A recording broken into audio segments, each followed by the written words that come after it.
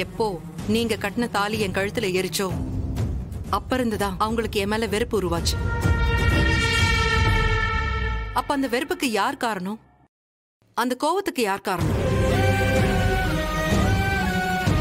அவங்கள சொல்லி எந்த தப்பும் இல்ல.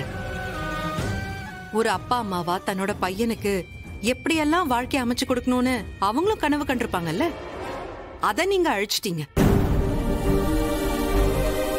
அப்போ அதுக்கு நானும் ஒரு வகையில காரணம் தானே எல்லாரும் நினைப்பாங்க.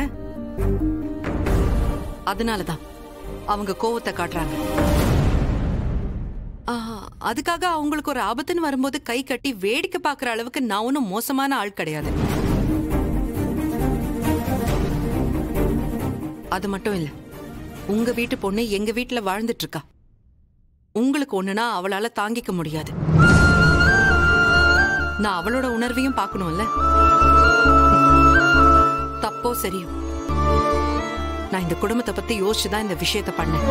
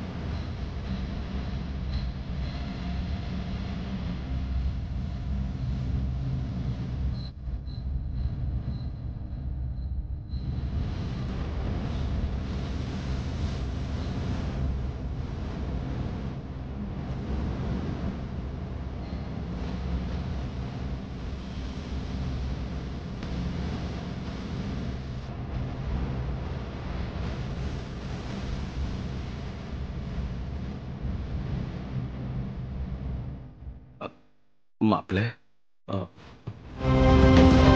சாரி மாமா. என்னாச்சு? பாட்டி உங்க வீட்டுல சந்தோஷமா ஆரோக்கியமா இருந்தாங்க. என் வீட்டுக்கு கூட்டிட்டு வந்து இப்படி ஒரு நிலைமை ஆயிடுச்ச மாமா. எனக்கு செம கில்ட்டா இருக்கு மாமா. சாரி மாமா.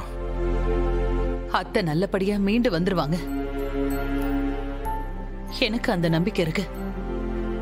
கடவுள் நம்மள கைவிட மாட்டாரு. நீங்க கவலைப்படாம இருங்க. டாக்டர் என்ன சொன்னாங்க? இப்போதைக்கு அவங்க கோமால இருந்து ரெக்கவர் ஆகிறது கொஞ்சம் கஷ்டம். 2 மாசம் ஹாஸ்பிட்டலே வச்சு ட்ரீட்மெண்ட் பார்க்கணும்னு சொல்றாங்க. என்ன 2 மாசம் நம்ம ஹாஸ்பிட்டல்லே வச்சிருக்கணுமா? ஏய், ஏன் ஹாஸ்பிட்டல்ல வச்சு பார்க்கணும்? நம்ம வீட்டுக்கு கூட்டு போவோம். நான் அவங்களுக்கு தனியா ஒரு நர்ஸ் அப்பாயிண்ட் பண்றேன். டெய்லியும் டாக்டரை வச்சு செக் பண்ண சொல்லுவோம். என்னால இந்த உலகத்துல இருக்கக்கூடிய பெஸ்ட் டாக்டர்ஸ் எல்லாரையும் கூட்டிட்டு வந்து பாட்டிக்கு ட்ரீட்மெண்ட் பார்க்க முடியும். நான் பாத்துக்கிறேன் மாமா. அவங்க ஏன் பாட்டி? உங்களுக்கு எதுக்கு மாப்பிள்ள சிரமம்?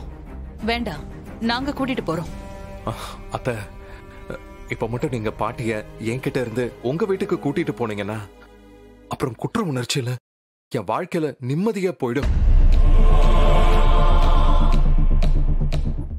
ப்ளீஸ் அத்தை, தயவு செஞ்சு முடியாதுன்னு மட்டும் சொல்லாதீங்க ப்ளீஸ்.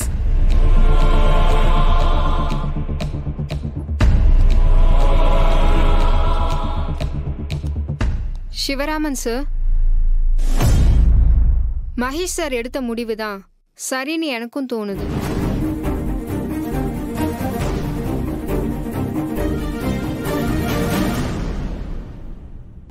நீங்க இன்னைக்கே டிஸ்சார்ஜ் பண்ணி கூட்டிட்டு போலாம். 1 மந்த் கழிச்சு என்னன்னு பாப்போம். Okay doctor, thank you. நீங்க போங்க மேடம், நான் பாத்துக்கிறேன்.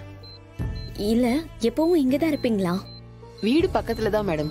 ஈவினிங் 7 o'clock மேல நான் கிளம்பிடுவேன். மார்னிங் 9 o'clock நான் வந்துடுவேன். அந்த டைம்ல ட்ரிப்ஸ் எல்லாம் மாத்தணும்னா நான் தானே செய்யணும்? ஆமா மேடம். அப்போ எனக்கு கொஞ்சம் சொல்லிக் கொடுங்க, நான் அதை ஃபாலோ பண்ணிக்கிறேன். சரி மேடம்.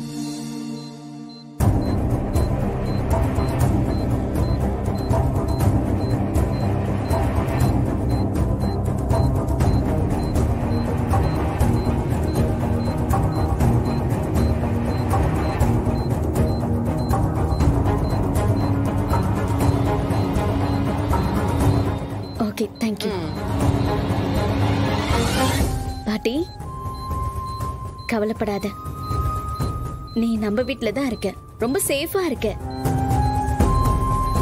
சீக்கிரமே குணமாகி என்கிட்ட கதை பேசுவேன், சரியா? சிஸ்டர் பாத்துக்கங்க, எனக்கு சமைக்கிற வேலை இருக்கு. சரிங்க மேடம்.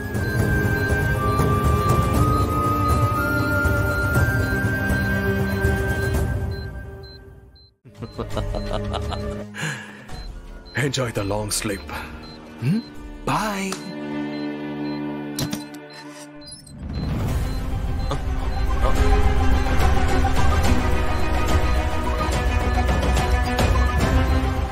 Hey, Anjali.